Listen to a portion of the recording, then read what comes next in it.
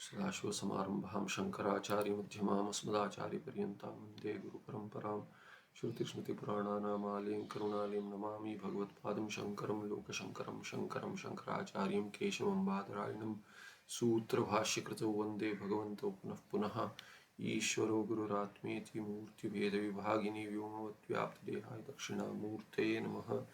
श्री चिद्घनगणेशाय नमो मह्यं सुखनित्यं स्वप्रकाशं व्यापकं नामरूपाधिष्ठानं बुद्ध्यबोध्यं बुद्धेर्दृक्यत्वनिर्मलम् अपारं सर्ववेदान्तवेद्यं प्रत्यक्परं महत्तदेवाहं नमस्तोऽमि निश्चितामतिः।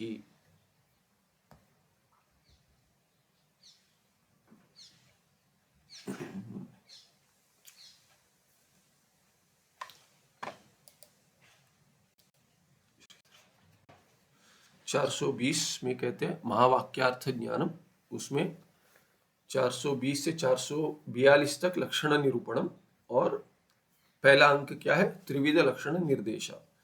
तो महावाक्य का अर्थ ज्ञान कैसे उत्पन्न होता है, तो कहते हैं लक्षणा से। तो ये लक्षण क्या है वो उसका निरूपण करेंगे, और लक्षण किस प्रकार के कैसे प्रकार है उसके, वो त्रिविध लक्षण 3 प्रकार के लक्षण बताएंगे, लक्षणा बताएंगे। और लक्षणा से महावाक्यार्थ का ज्ञान उत्पन्न होगा, उसमें से तीनों में से किससे उत्पन्न होगा वो दिखलाएंगे। पूर्वस्मिन 327 में क्या कहा था, आवर्ते भागत्याग लक्षणा प्रपंचिता। भागत्याग लक्षणा बताया था कि क्या है लक्षणा, क्या है बताया था। तत्र वर्णनाय इदानीं लक्षणा भेद कथ्यते। तो क्यों वो भागत्याग लक्षण का ही प्रयोजन है होगा इसमें महावाक्य के अर्थ ज्ञान में उत्पन्न होने में, तो उसमें लक्षणा भेद पहले समझते हैं, उसके बाद बताएंगे क्यों भागत्याग लक्षण का प्रयोग होगा। पंडिता ही जहति लक्षणा अजहति लक्षणा भागत्याग रूप लक्षणा इति त्रिविधाम लक्षणाम आहुः। भागत्याग रूप माने जहद अजहद दोनों। पहले जहति लक्षण, जहत माने ओहाक त्यागे से बना है धातु से, जहति माने त्याग करना, अजहति माने त्याग न करना, और जहत अजहत या भागत त्याग माने कुछ त्याग करना कुछ त्याग न करना। वाक्य में शब्द में किसी का त्याग करना, किसी का अर्थ का त्याग न करना, ऐसे 3 लक्षण है। तत्र आद्यद्वयं महावाक्यार्थ ज्ञाने न उपयुज्यते। पहले 2 जहति और अजहति का प्रयोजन नहीं है महावाक्य के अर्थ में। अभी महावाक्य में किसी एक भाग का विचार हो चुका है, तब जाकर कहीं कहीं कहते हैं कि कुछ दूसरी लक्षणा, जहति लक्षणा का भी प्रयोजन है वहां पे। किंतु महावाक्य लेकर तत्त्वमसि इत्यादि महावाक्य लेकर यदि अर्थ घटाना है तो उसमें जहति और अजहति का काम नहीं है, वास्तविक दोनों का काम है। माने भागत्याग लक्षण, जहति और अजहति एक ही पर्याप्त नहीं है, दोनों का उपयोग करना पड़ता है। महावाक्यम ही भागत्याग लक्षण या बोद्धु निज स्वरूप भूतम ब्रह्म बोधयति।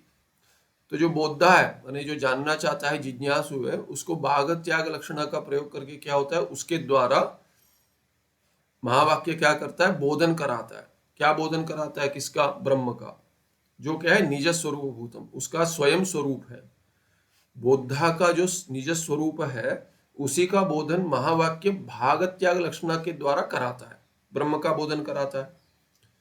तो 421 में अभी लक्षणा क्या है वो बताते हैं। लक्षणायाः सामान्य स्वरूपम निवेदनीयम इति शिष्य प्रश्न। तो ये सामान्य लक्षणा माने क्या, ये तो पहले बता दीजिए आपने, ठीक है। जहति अजहति भागत्याग, और भागत्याग का महावाक्य अर्थ में के ज्ञान में अर्थ का ज्ञान उत्पन्न होने के लिए उसी का उपयोग होता है, कह दिया। पर ये सामान्य रूप से क्या लक्षणा क्या होती है, तो अभी उसके लिए क्या कहते हैं, शिष्य पृच्छति, शिष्य प्रश्न करता है, स्वामिन सामान्य ज्ञानानंतरम ही विशेष जिज्ञासा भवति, कि सामान्यतः कुछ पता होगा, उसके बाद विशेष पूछेंगे इसमें क्या विभाजन करेंगे।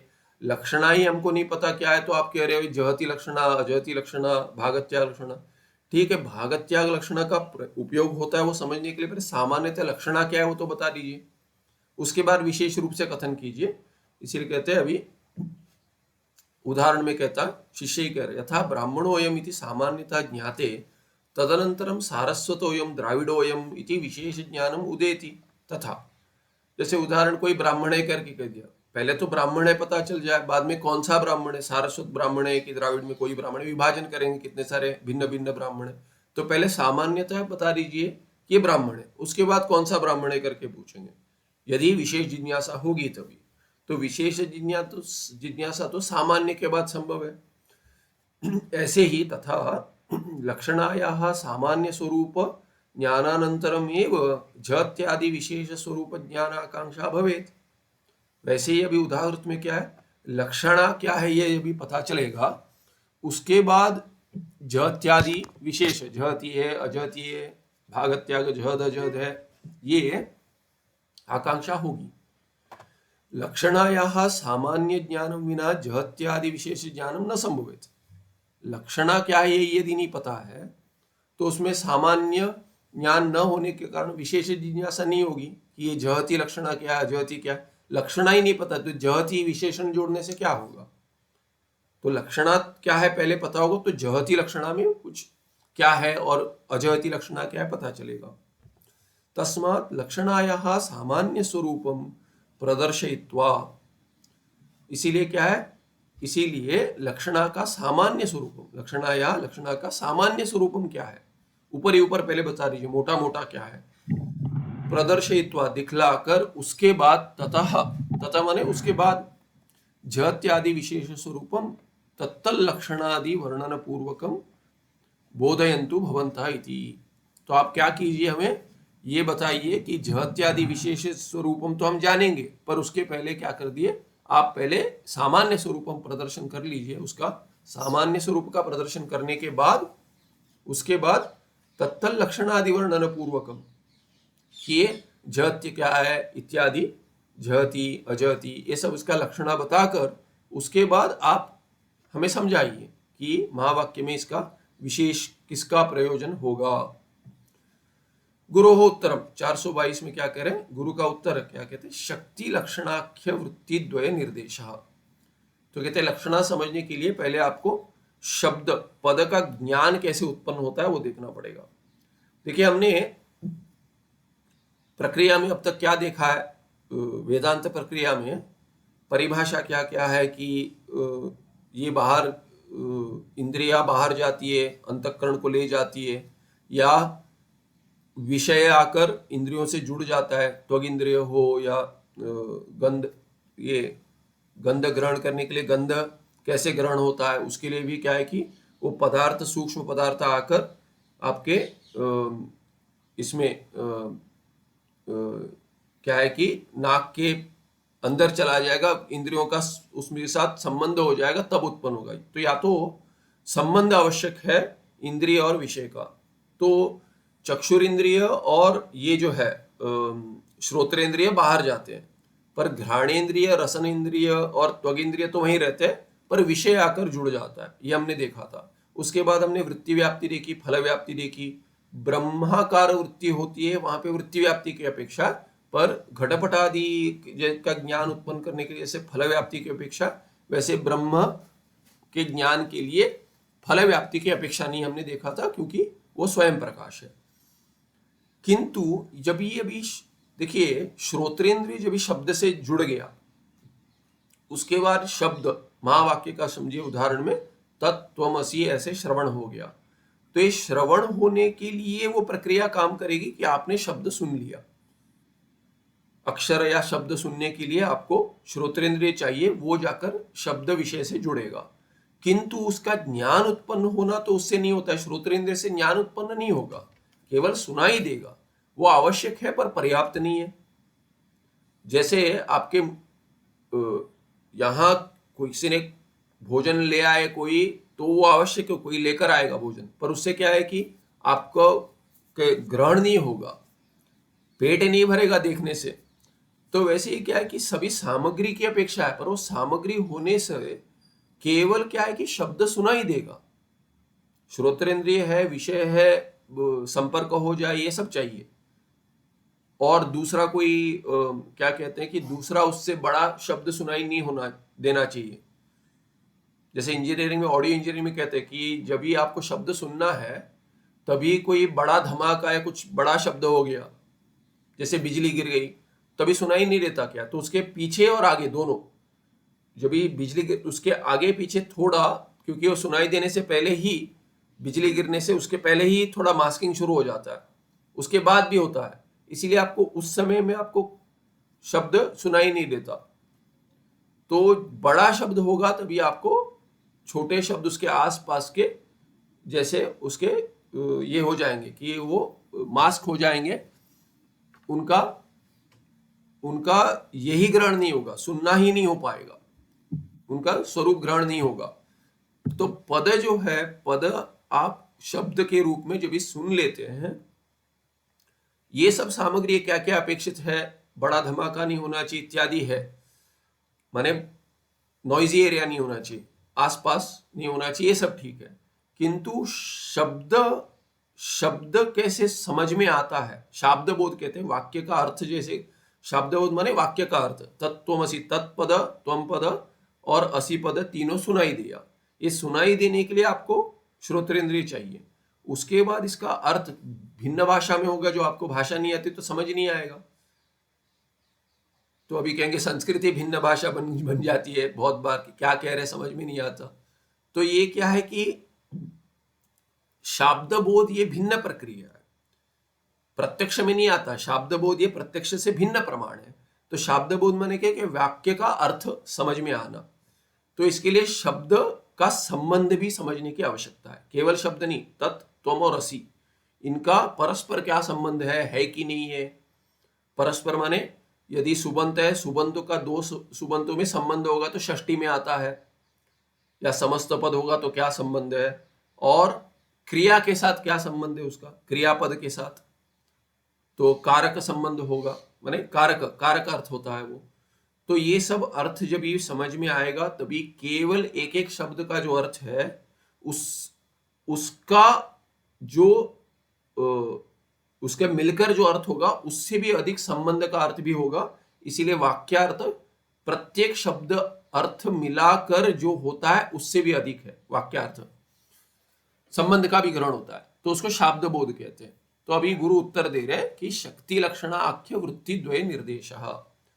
तो क्या कहते हैं, पद की शक्ति होती है और लक्षणा, ऐसे दो वृत्तियां होती है, वो बताएंगे।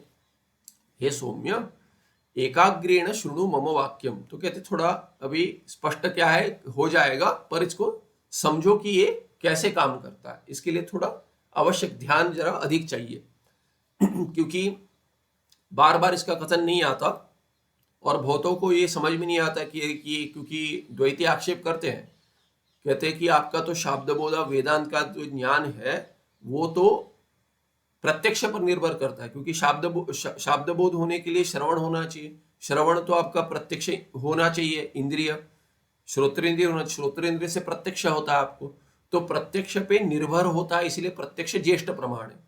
इसीलिए वो क्या कहेंगे, ये ज्येष्ठ प्रमाण जो प्रत्यक्ष प्रपंच दिख रहा है द्वैत, तो प्रत्यक्ष से जो ग्रहण हो रहा है द्वैत प्रपंच, वो आपके शाब्दबोध जो अद्वैत शाब्दबोध हो रहा है उससे भी अधिक उसका ये है, क्या कहते हैं, मुख्य प्रमाण है वो प्रत्यक्ष।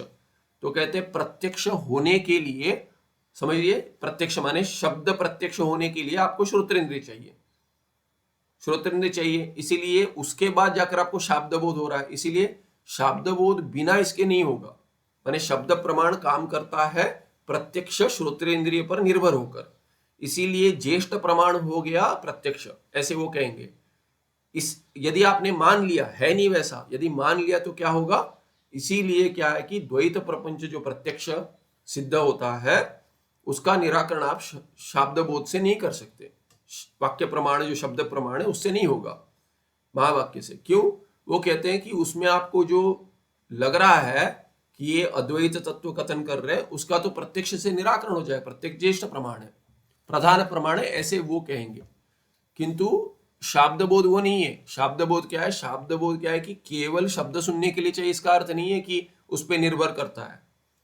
ये तो आप कहेंगे शरीर पे गोलक पर, हम भी करेंगे ऐसे उल्टा आक्षेप करेंगे, प्रत्यक्ष ग्रहण हो रहा है, अंधे को यदि वो नहीं दिख रहा है प्रपंच, आपके इंद्रियां जो है वो गोलक के अंदर बैठी है, अभी वो गोलक ही नहीं है, समझिए गोलक बंद कर लिया या नहीं है तो नहीं दिखता है, इसका अर्थ ये हो गया कि नहीं है प्रपंच। इंद्रिय से ज्येष्ठ प्रमाण हो जाएगा क्या? चक्षुर इंद्रिय से गोलक प्रमाण अधिक नहीं हो जाएगा, स्थूल शरीर जो है वो उससे अधिक नहीं हो जाएगा। माने ऐसे कुछ आक्षेप करेंगे, ये सब ठीक नहीं है। वास्तविक क्या है कि सामग्री जो है वो सामग्री केवल शब्द सुनने के लिए। तो शब्द सुनने के लिए आपको जो सामग्री चाहिए वो तो हम मानते हैं, पर शब्द सुनने के बाद जो अर्थ ग्रहण होता है वो प्रमाण ही भिन्न है। उस प्रमाण का इसके साथ कोई संबंध नहीं है। तो शाब्द बोध भिन्न रूप से काम करता है, ये इसीलिए ये दिखला रहे हैं। हे सौम्य, इसीलिए कहे एकाग्रेण शृणु मम वाक्यम। एकाग्र से भाव एकाग्रम, एकाग्र से सुनो। क्या कह रहे हैं? लक्षणाम तद भेदांश जानिया। लक्षण और उनके भेद क्या है वो सब समझ लो। पदस्य अर्थेन सह यह संबंध तस्य वृत्ति इति संज्ञा। वृत्ति माने क्या? ये पारिभाषिक शब्द है, तो ये स्मरण नहीं होंगे, समझ में नहीं कि वृत्ति का बहुत सारा अर्थ है। यहाँ पे क्या है? पारिभाषिक अर्थ है।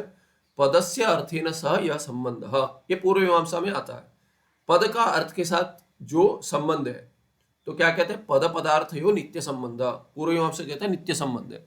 हम वहां तक मानते नित्य संबंध माने उतना, नित्य तो एक ही है, पर वैसा नित्य माने पद जितना है पदार्थ जो है उन दोनों में कोई संबंध जो है वो नित्य होगा। माने जैसे पद नित्य, पद की नित्यता मानते हैं, तो पद की नित्यता जो मानते हैं उसमें उतनी ही अर्थ की नित्यता है, इसीलिए दोनों का संबंध भी नित्य होगा। पदस्य अर्थेन सह यह पद संबंध तस्य वृत्ति इति संज्ञा, उसको वृत्ति कहेंगे। ठीक है, पद और अर्थ का संबंध। पद पदार्थ, घट पद जो है, घट पदार्थ जो है, तो उन दोनों में संबंध जो है उसको वृत्ति कहेंगे। अब इधर नीचे लिखा है वृत्ति, लंबा टिप्पणी, ये देख लेते हैं पन्ना पलटने से पहले। साच वृत्ति करके आगे बताएंगे। तो ये वृत्ति के बारे में क्या कहते हैं देखिए, समझ में आए करके। तो वत्सस्य गवास संबंधो अस्ति। तो वत्स है, ये है बछड़ा है गाय का, और गाय माता जो गौ माता है उसके साथ जो संबंध, उसके साथ संबंध होता है। बछड़े का वत्सस्य गवास, गाय के साथ संबंधो अस्ति, संबंध है। तेन संबंधेन स वत्सा बहुहीनां गवां मध्ये वर्तमानां स्वमातरं विविच्य ज्ञात्वा तन्निकटम उपसर्पति। तो आप बछड़े को छोड़ दीजिए कहीं भी, बहुत सारी गाय चल रही है, जिस गाय का बछड़ा है वो बछड़ा केवल अपने माता के पास जाएगा, दूसरी गाय के पास नहीं जाएगा। उसको पता है कि मेरी माता कौन है, तो उन दोनों के पास साथ संबंध है। गाय भी, माता भी बछड़े को पहचान लेती है और बछड़ा भी माता को पहचान लेता है। तो इनमें क्या है कि जैसे कि नित्य संबंध है। तो कहते हैं बहुहीनाम गवाम मध्य, बहुत सारे गाय हैं, उसमें क्या है? तेन संबंध नहीं, संबंध जो है इसके कारण क्या होता है? सवत्स, वो बछड़ा क्या करता है? बहुत गायों के बीच में वर्तमानाम, जो बहुत सारे गायें हैं वहां पे, उनमें से क्या है? सोमातरम विविच्य, अपने माता को ढूंढ कर ज्ञात्वा पहचान लेता है, और क्या है? तन्निकटम उपसर्पति, वहां जाता है। संबंध बिना प्रवृत्ति न भवे, संबंध नहीं होता तो कैसे जाता? कुछ तो संबंध है। तो इसीलिए ये संबंध बताया, जैसे स्थूल गाय और बछड़े में संबंध है, वैसे पद पदार्थ में संबंध होगा। तया प्रवृत्त्या वत्सस्य गोश्च जन्य जनक भाव रूप संबंध अवगम्यते। अब इस संबंध को क्या नाम देंगे?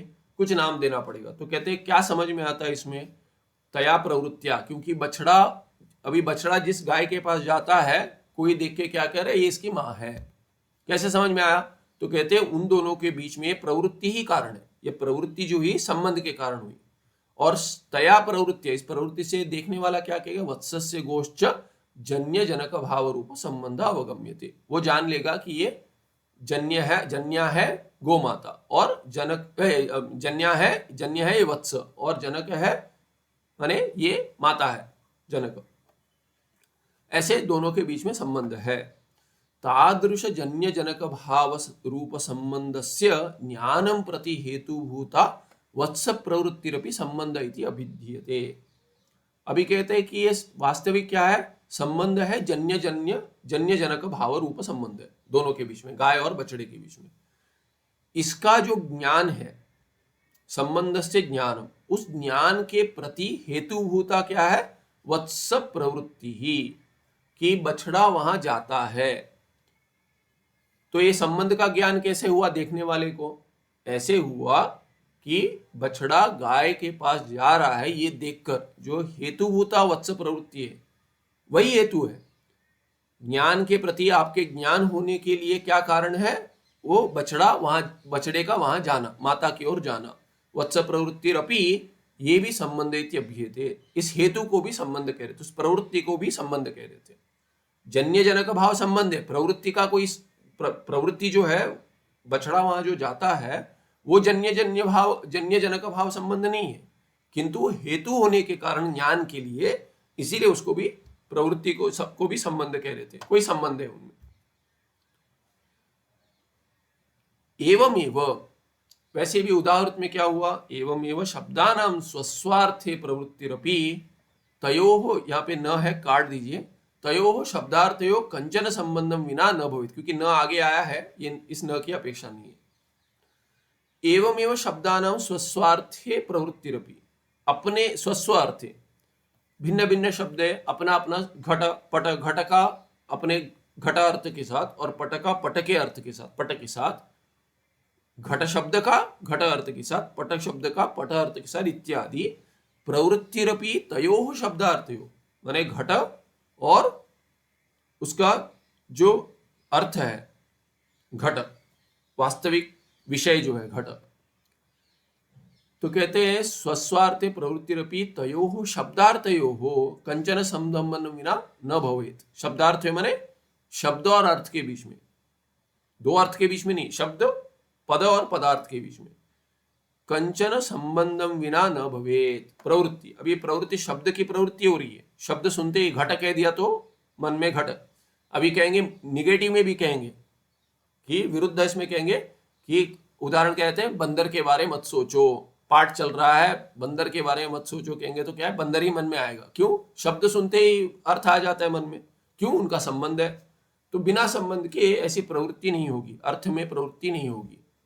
हाँ, सूक्ष्म अर्थ है चलिए, पर फिर भी कुछ वृत्ति बनती है, तो उस संबंध को ही वृत्ति कहते हैं। पहले बताया पद पदार्थ के संबंध को वृत्ति बनते कहते हैं, और वही अंतःकरण वृत्ति में परिणमित होती है।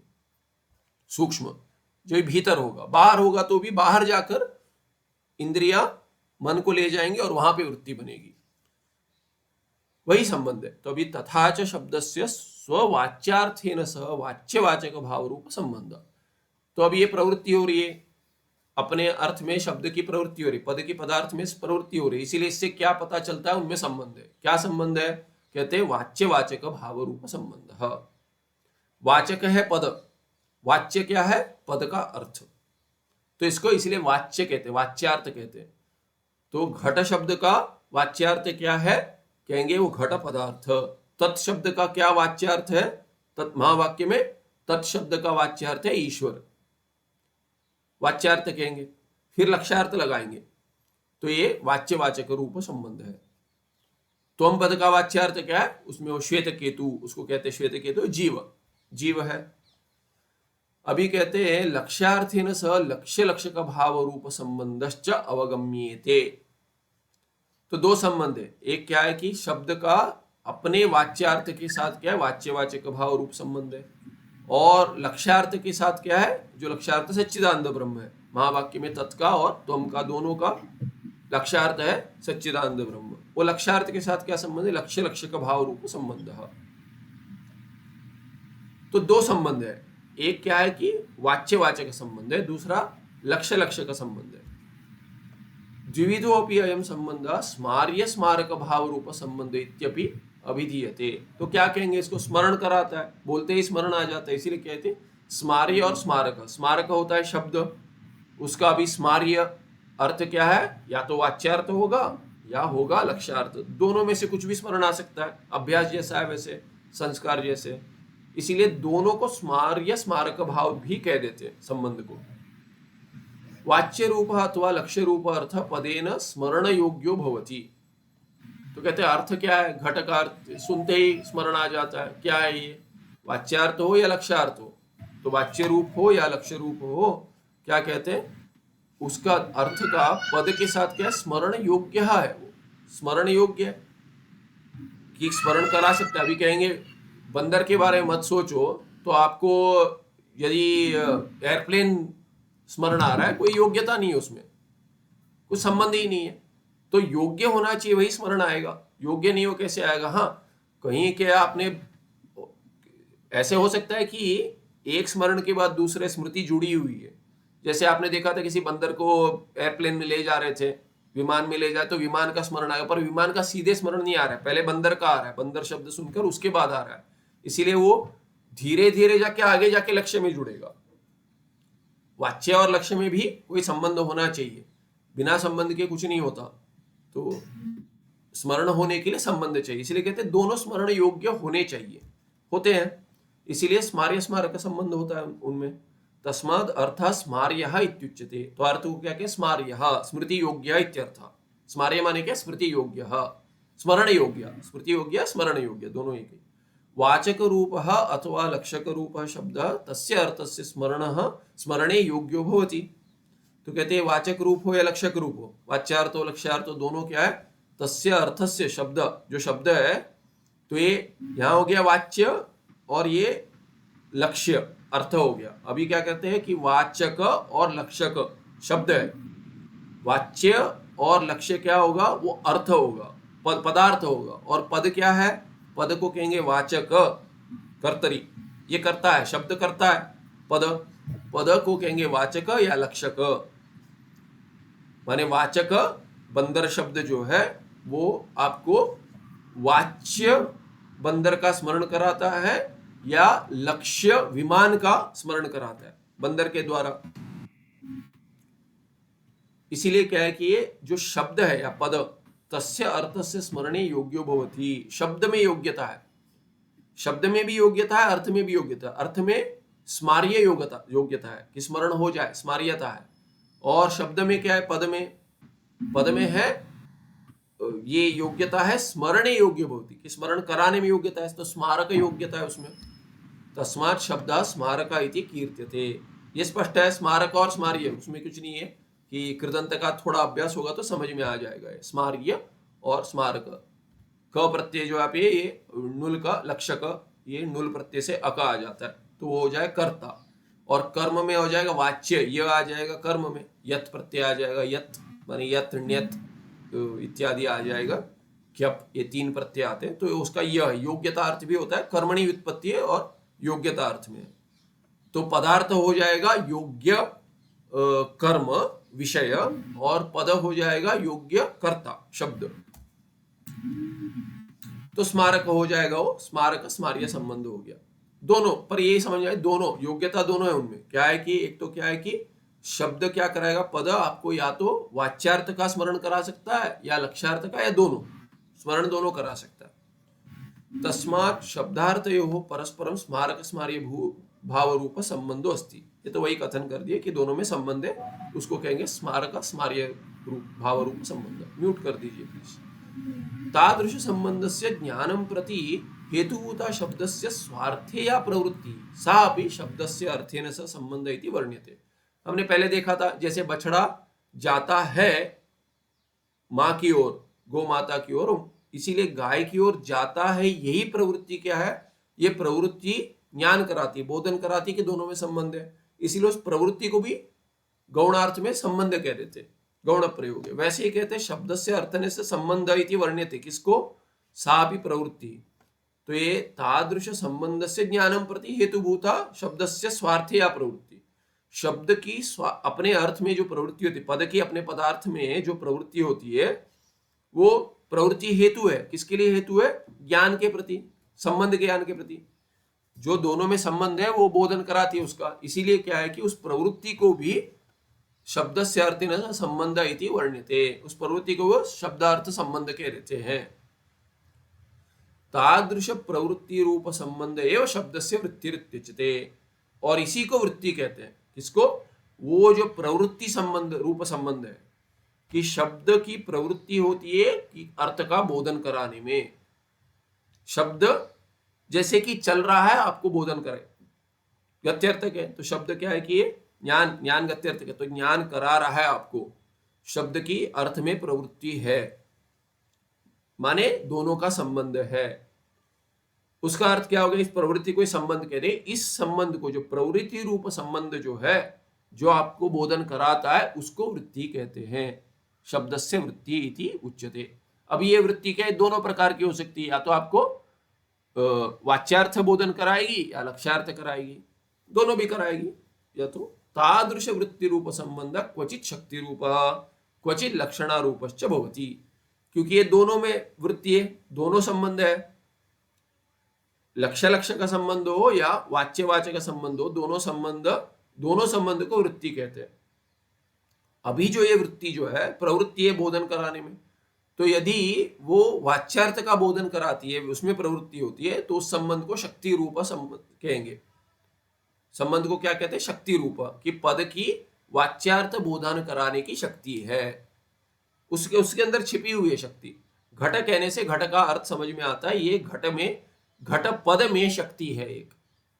और जैसे अभी ये बंदर, तो ऐसे अभी क्या कि लक्षणा से जो बोध कर लक्ष्य का बोध कराती है, वो क्या है, क्वचित लक्षणा रूपश्च भवति। उसी वृत्ति को वृत्ति रूप संबंध जो है वृत्ति लक्षणा रूप भी होती है, दोनों होती है। अभी ये स्पष्ट हो गया होगा कि कहीं वाच्यार्थ का बोधन कराने के लिए शक्ति कहते हैं और शक्ति संबंध कहते हैं, शक्ति संबंध। और दूसरा क्या है कि वृत्ति को क्या कहेंगे, लक्षणा संबंध कहेंगे उसको। ये अभी पारिभाषिक शब्द स्पष्ट हो गए, शक्ति और लक्षणा दोनों वृत्ति है, प्रवृत्ति है। वृत्ति को ही प्रवृत्ति को ही वृत्ति कहते हैं, और वृत्ति वही संबंध है। क्यों? क्योंकि वो ज्ञान कराती है। किसका ज्ञान कराती है? पद पदार्थ में संबंध जो है उसका। वो पदार्थ क्या है, वो कहीं वाच्यार्थ होगा, कहीं लक्ष्यार्थ होगा, इसीलिए उसको अभी शक्ति या लक्षणा कहेंगे कि कैसी वृत्ति है, संबंध है, उस पर उसको शक्ति रूप कहेंगे या लक्षणा रूप कहेंगे। इदमत्र प्रसंगाद अवधेयम। अभी प्रसंग में क्या कहते हैं, देखिए वेदांत में क्या होता है। वेदांत शास्त्रे वृत्ति शब्द, ये वृत्ति शब्द के क्या क्या अर्थ है, तो यहाँ पे कोई मोह नहीं होना चाहिए, इसलिए बता रहे। देखिए वृत्ति शब्द प्रसंग से कह रहे, क्योंकि अरे वृत्ति कह रहे हो, ये अंतःकरण वृत्ति कहते हैं, ब्रह्माकार वृत्ति, ये कौन सी वृत्ति है, तो कहते देखिए क्या क्या है, 5 विभाजन में बता रहे। वेदांत शास्त्रे वृत्ति शब्द अंतःकरणस्य अथवा अविद्यायाः परिणामस्य संज्ञा। अविद्या में वृत्ति होती है या अंतःकरण की वृत्ति कहते हैं, ये तो स्पष्ट है, पहले बहुत बार आ चुका है। भ्रम जहां होता है वहां पे अविद्या का परिणाम अविद्या वृत्ति कहते हैं, और जहां प्रमाता बनकर प्रमाण का प्रयोग कर रहा है उसको, उसके अंतःकरण की वृत्ति को भी वृत्ति कहते हैं, अंतःकरण के परिणाम को वृत्ति कहते हैं। दूसरा क्या है, वर्तनम अथवा स्थिति ही अपि वृत्तिरित्युच्यते क्वचित। तो वृत्ति वृत्त धातु है, तो वर्तते, भवति, अस्ति, वर्तते जो हम देखते हैं, तो ये वृत्ति माने वो 3 प्रत्यय स्त्रीलिंग में लगा देंगे तो वृत्ति बन जाएगा, उसी धातु के साथ वर्तते बनता है, जिससे माने अस्ति। तो अस्ति माने स्थिति, अस्तिता, स्थिति जो है, या अस्तित्वम कहते हैं स्थिति ही। वर्तनम की लुट लगाएंगे तो वर्तनम हो जाएगा, स्था धातु के साथ स्थिति बनेगा, तो ये स्थिति ही, यही है वृत्ति का अर्थ है, उसको भी वृत्ति कह देते हैं। माने वृत्ति का अर्थ वर्तनम, स्थिति माने भवनम, रहना, होना, उसको भी वृत्ति कहते हैं, सामान्य अर्थ है, व्याकरण का अर्थ है। इसी जीवनम अपि वृत्तिरित्ये अभिधीयते, तो बोलते जीवनम माने क्या बोलते, कहते हैं ब्राह्मण वृत्ति है इसकी, वैदिक वृत्ति है, पांडित्य वृत्ति है, कहते हैं कि शिक्षक की वृत्ति है, कि क्या कहेंगे कि वेद वृत्ति, वैद्य वृत्ति है, कि डॉक्टर है, इंजीनियर इत्यादि, ये सब क्या जीवन, इसको भी क्या कि वृत्ति कहते हैं, कि जीविका को, जीवन को, माने भिन्न भिन्न अर्थ बता रहे। और वो क्या है, प्रसंगात, माने पता रहना चाहिए कि वृत्ति शब्द कैसे, कोई कोशार्थ बता रहे अधिकतर। प्राण व्यापारोपि वृत्ति वर्ण्यते, तो प्राण वृत्ति कहते हैं उसका, प्राण जीवनम, वैसे जीव धारण, जीव क्या प्राण धारणे करके धातु जीवनम वृत्ति कहते हैं, तो प्राण व्यापार को भी वृत्ति कहेंगे। तो कहते हैं कि प्राण वृत्ति, अपान वृत्ति, व्यान वृत्ति, ऐसे वृत्ति, उसका भी चलन को वृत्ति कहते हैं। व्याकरण शास्त्र से कश्चन विभागो अपनी वृत्तिरित्याख्यायते, तो ये व्याकरण का अभ्यास किया तो उसको भी वृत्ति कहते हैं। तो वृत्ति कहते हैं, देखिए व्युत्पत्ति जो कहते हैं, व्युत्पत्ति, अभिवृत्ति भी कहते हैं। कश्चन विभाग, वृत्ति माने कि कौन सा विभाजन है, तो उसको भी वृत्ति कहते हैं व्याकरण शास्त्र में। येषु अर्थेषु मध्ये शब्दस्य अर्थेन संबंध रूपा वृत्तिरेव अस्मिन् शास्त्रे वृत्ति शब्दस्य अर्थत्वेन ग्रहीतुं योग्या न अन्यो अर्थ। तो बोलते कि बहुत सारा ज्ञान होने से भी क्या है, कभी लगता है कौन सी वृत्ति की बात करें, तो कहते हैं ऐसा नहीं है, यहाँ पे तो एक ही है, ये वृत्ति है कि कौन सा, एतेषु अर्थेषु मध्य, इन सभी अर्थों के बीच में क्या, शब्द से अर्थेन यह संबंध, जो संबंध है, संबंध रूपा या वृत्ति, वही वृत्ति, उसी का ही ग्रहण कीजिए, यहाँ पे दूसरा कुछ मोह नहीं होना चाहिए कह रहे हैं। तो ये तो संदर्भ में कह दिया प्रसंगात, उनको लगा कि अरे वृत्ति वृत्ति बहुत बार आया है कि कौन सी वृत्ति, तो जो शब्द और शब्दार्थ के का संबंध है उस वृत्ति की बात कर रहे हैं। तो अभी हो गया कि पदस्य अर्थेन स यह संबंध तस्य वृत्ति इति संज्ञा, ऐसे कहते हैं, साच वृत्ति शक्ति ही लक्षणा इति द्विविधा। देखा हमने, शक्ति माने क्या, जब भी वाच्य वाचक का संबंध होगा और जब भी लक्ष्य लक्ष्य का संबंध होगा लक्षणा कहेंगे वृत्ति को। इति द्विविधा तयोः स्वरूपम सलक्षणम वर्ण्यमानम शृणु इति गुरुः अवदत। क्या कहे, इसका भी इसके लक्षण के साथ लक्षणा के लक्षण बताएंगे। अभी लक्षणा, ये लक्षणा क्या है, ये संबंध है, और सलक्षण माने इसका भी डेफिनेशन बताएंगे, लक्षण के साथ बताएंगे। लक्षणेन स वर्तते थी, तो लक्षण और लक्षणा में मोह नहीं होना चाहिए। लक्षणा माने क्या, कि लक्ष्य लक्ष्य का संबंध, शब्द का लक्ष्यार्थ के साथ जो संबंध है।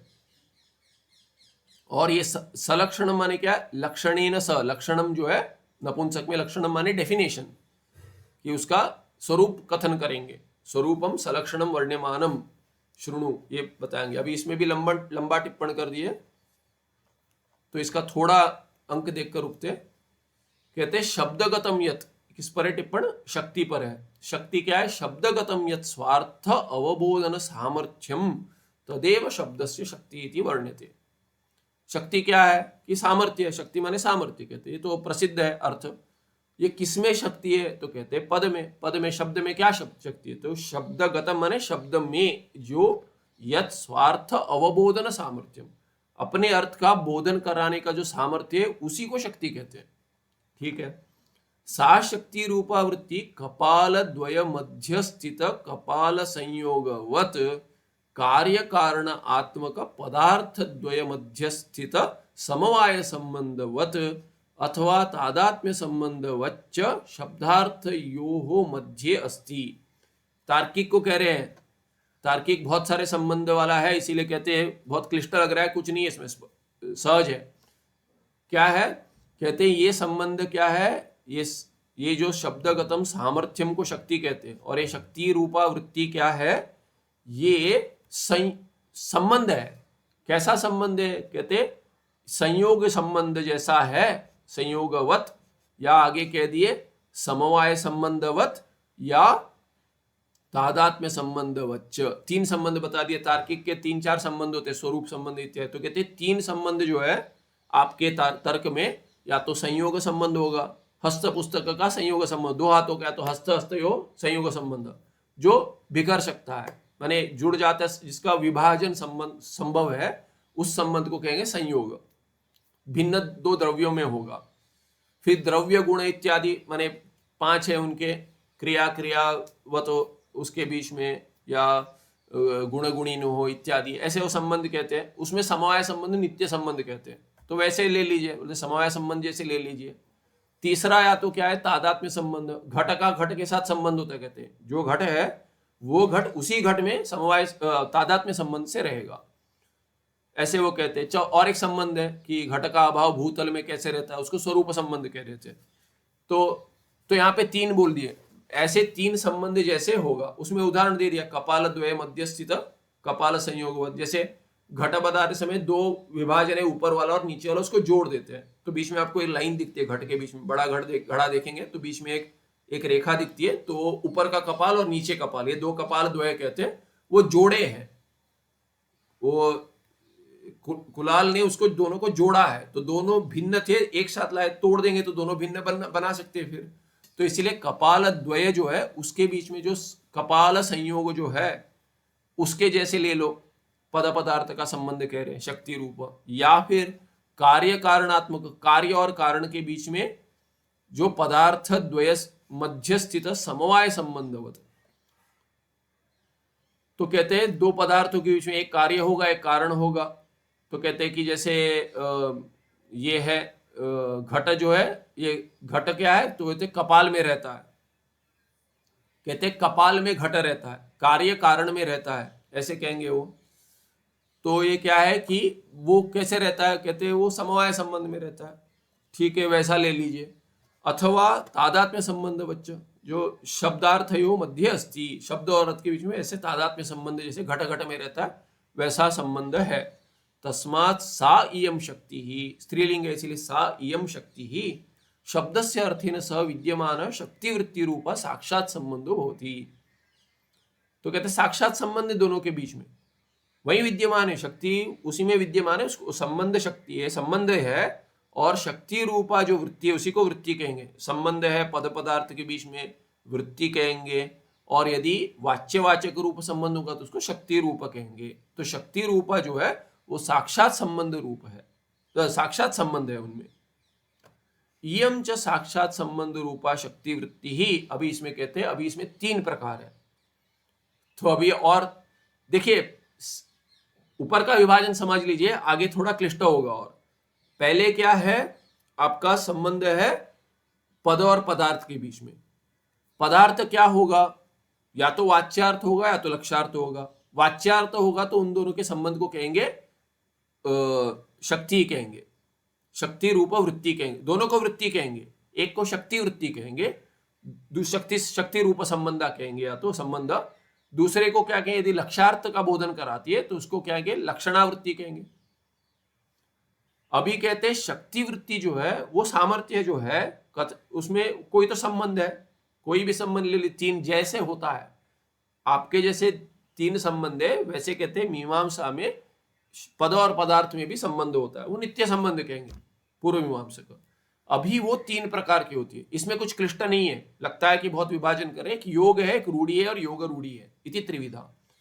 योग क्या माने, व्याकरण से आपको धातु और प्रत्यय से जो अर्थ निकलता है, धातु अर्थ होगा, प्रत्यय अर्थ होगा, दोनों मिलकर जो आएगा उसको कहेंगे योग, यौगिक वृत्ति कहते हैं। उसी को भी वृत्ति कहेंगे, व्युत्पत्ति कहते हैं, यौगिक व्युत्पत्ति वृत्ति, ये व्याकरण में और एक अर्थ है। तो ये शक्ति वृत्ति जो है ना, जो पदार्थ का बोधन कराती, कौन से पदार्थ का, वाच्यार्थ का, वो या तो यौगिक होगा या रूढ़ी होगी। रूढ़ी अर्थ ऐसा नहीं है कि यौगिक अर्थ के साथ जुड़े, कहते रूढ़ी में ऐसा अर्थ है, कहते हैं अरे वो धातु का अर्थ नहीं है, वैसे कैसे अर्थ लगा लिया आपने, तो कहते नहीं ऐसा है, तो कहेंगे धातु में घटाना हो के धातु नाम अनेक अर्थ था, धातु के तो बहुत अर्थ है। तो दो चार कथन किए होंगे ग्रंथकार ने, माने स्मृति में, पाणिनि धातु पाठ में 2-4 अर्थ आए हैं, उसका अर्थ ये नहीं है कि उतने ही अर्थ है। रूढ़ी अर्थ होता है तो रूढ़ी अर्थ से पता चलता है कि पहले कुछ अर्थ है, वो धातु का एक अर्थ था, वो अभी नहीं है, इसीलिए रूढ़ी अर्थ कहते हैं उसको। तो योग और रूढ़ी अर्थ भिन्न हो सकते हैं, और कहीं कहीं होता है यौगिक अर्थ भी होता है, रूढ़ी अर्थ भी, दोनों होता है, तो उसको योग रूढ़ी कहेंगे। कुछ नहीं, अधिक कुछ नहीं। वाच्यार्थ में 3 प्रकार होता है। एक तो क्या है कि डेरिवेशन से आएगा, तो कहते हैं ऐसे क्या, एक से अर्थ कैसे समझेंगे, तो कहते हैं धातु पाठ जिसको स्मरण है वो अर्थ लगा लेगा।